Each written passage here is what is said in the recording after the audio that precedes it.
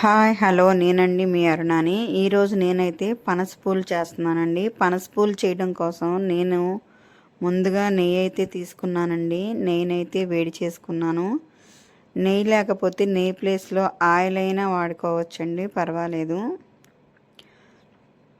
మనం వాడేది sunflower oil అయితే సన్ఫ్లవర్ ఆయిల్, ఏదైతే అది శనగ నూనె అయితే మాత్రం బాగోదండి.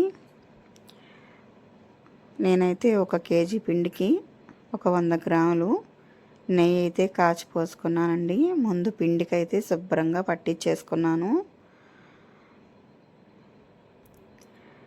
వేడి వేడి నెయ్యి పిండిలో అయితే ఒకసారి మొత్తం కలుపుకున్నానండి. ఇలా అయితే మొత్తం కలిసిద్ది. దీనికి కొంచెం సాల్ట్ అయితే వేసుకొని కొద్ది కొద్దిగా వాటర్ తీసుకుంటా ముద్దగా అయితే కలిపేసుకున్నాను.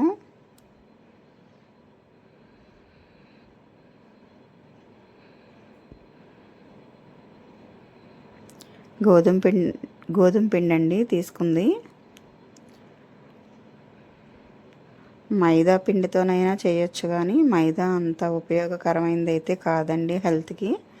గోధుమ పిండి అయితే మంచిదండి. మైదా పనికిరాదండి, అది ఎందుకు కూడా యూస్ అవ్వదు. మనం పిల్లలకి పెట్టినా కూడా దాంట్లో ఏ మంచి క్యాలరీస్ అయితే ఏముండవు, ఉపయోగకరమైనది అయితే మాత్రం కాదు. నేనైతే నెయ్యి మొత్తాన్ని పట్టించుకున్నానండి. కొంచెం కొంచెం వాటర్ వేసుకుంటా. ఇదిగోండి పిండి అయితే మాత్రం ఇలా కలిపేసుకున్నాను. కలిపిన పిండిని ఒక 5 నిమిషాలు నానేయాలండి.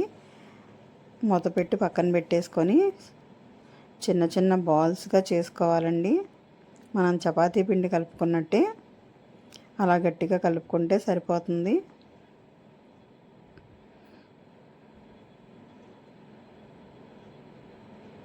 నేనైతే మొత్తం పిండి కలిపేసేసుకున్నాను. కలిపిన పిండిని చక్కగా బాల్స్ చేసుకున్నానండి. చిన్న చిన్న బాల్స్, మన గులాబ్ జామ్ బాల్స్ లాగా. మనకి ఏ సైజు కావాలంటే ఆ సైజు చేసుకోవచ్చండి. నాకైతే ఈ సైజు సరిపోతాయి. నేను ఇలా ఈ సైజు బాల్స్ అయితే అన్నీ చేసేసుకున్నాము. దాని మీద తడి క్లాత్ అయితే పొడిదైనా పర్లేదు, పిండి ఆరిపోకుండా ఉంటుంది. పక్కనైతే పెట్టేసుకున్నానండి. ఇప్పుడు చపాతీ కర్ర తీసుకొని, చపాతీ ప్లేట్ అక్కర్లేదండి, ఇది రాయి కాబట్టి సరిపోతుంది. చక్కగా పొడి పిండి వేసేసుకొని మనం ఏవైతే ముద్దలు కలుపుకున్నామో ముద్దల్ని చక్కగా చిన్న చిన్న చపాతీలాగా చేసుకోవాలండి. రౌండ్గా చక్కగా వచ్చేస్తే చపాతీలు చేసి పక్కన పెట్టుకోవాలి. అట్లా నేనైతే 5-6 చపాతీలు చేసి పక్కన పెట్టేసుకున్నాను. సైజు మన ఇష్టం అండి, మనం తీసుకునే పిండి క్వాంటిటీ నుంచి వస్తుంది.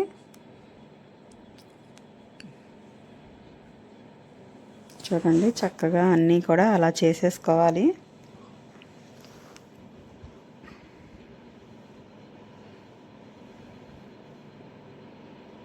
ఈలోపు ప్యాన్ పెట్టుకున్నానండి. ఆయిల్ అయితే వీటెక్కింది.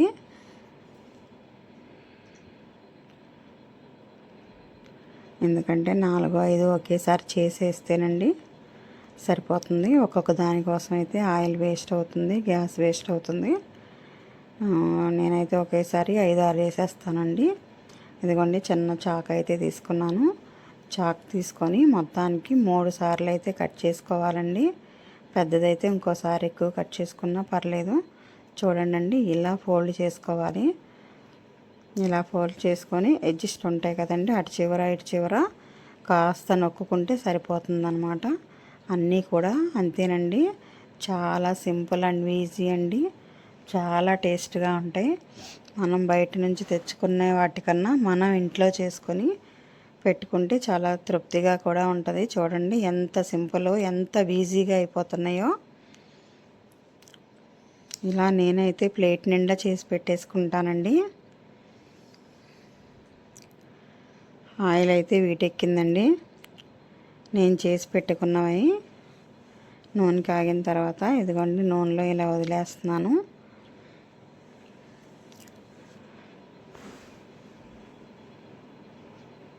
మనం నెయ్యి అయితే కలుపుకున్నాం కదండి, చాలా గుల్లగా చాలా చక్కగా కూడా ఫ్రై అయిపోతాయండి. రెండు వైపులా కూడా గోల్డ్ కలర్ వచ్చే వరకు వేసుకోవాలి. నాకు మ్యాక్సిమం 10 వరకు పట్టాయండి.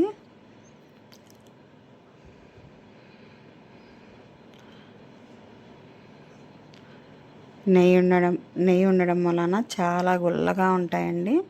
నోట్లో పెట్టుకుంటే కరిగిపోయేలా ఉంటాయి. గోల్డ్ కలర్ వరకు వేయించుకోవాలి, గోల్డ్ కలర్ వచ్చే వరకు కూడా.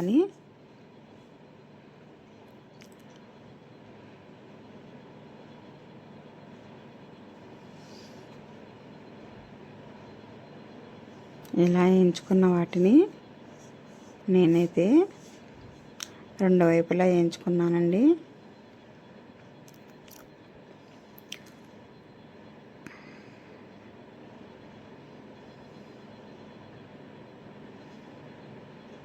కలర్ మనకి తెలిసిపోద్దండి, చక్కగా ఎర్రగాను. నూనె కాగలో లేదు కాబట్టి కొంచెం ఇప్పుడు టైం తీసుకుంటుంది. నెక్స్ట్ అయితే అంత టైం తీసుకోదు, తొందరగానే అయిపోతుంది అన్నమాట. చాలా రుచిగా చాలా టేస్టీగా ఉంటాయండి. మీరు కూడా వీడియో నచ్చితే లైక్ చేయండి, షేర్ చేయండి, కామెంట్ చేయండి, సబ్స్క్రైబ్ చేసుకోవడం మర్చిపోకండి. వీడియో ఎక్కడ స్కిప్ చేయకుండా చూడండి.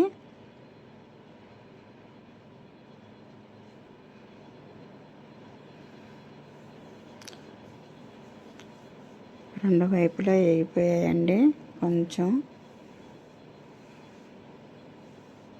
ఇలా వేగిపోయిన వాటిని ఒక గిన్నెలోకి అయితే ఆయిల్ నుంచి సపరేట్ చేసి తీసేసుకోవాలండి.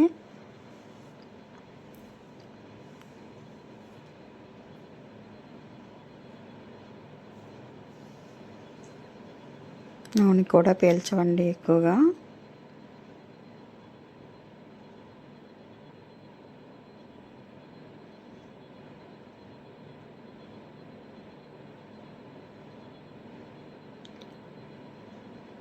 ఇలా అన్నీ తీసి సపరేట్ చేసుకున్నానండి.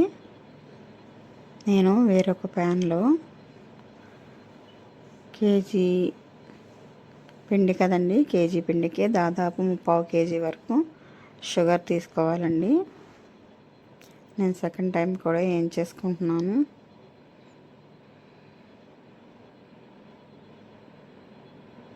ఇవి చాలా సింపుల్గా చాలా ఈజీగా అయిపోతాయండి. ఇప్పుడైతే ఒక గిన్నెలో కాసిన నీళ్లు పోసుకొని అందులో నేను షుగర్ అయితే వేసుకున్నానండి. కేజీకి కేజీ పట్టదండి, కాస్త తగ్గించండి. అంటే కొలతలుగా కరెక్ట్గా చెప్పాలంటే 1/4 కేజీ 3/4 కేజీ సరిపోతుందండి. ఇందులోనే నేను యాలకుల పొడి కూడా వేసాను. ఇది పొయ్యి మీద పెట్టేసి పంచదార కరిగేలోపు ఒక పాకం లాగా వస్తుందండి. లేత పాకం అంటే గులాబ్ జామున్ లాగా అన్నమాట. పాకం అంటే పెద్ద పాకంతో పనేమీ లేదు.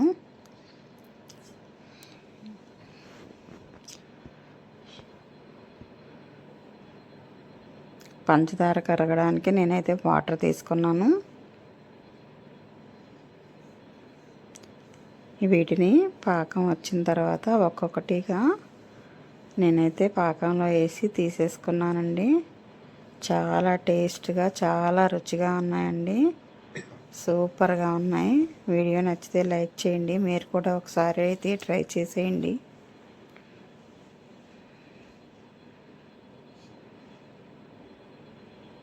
సూపర్ అండి. వీడియో నచ్చితే లైక్ చేయండి.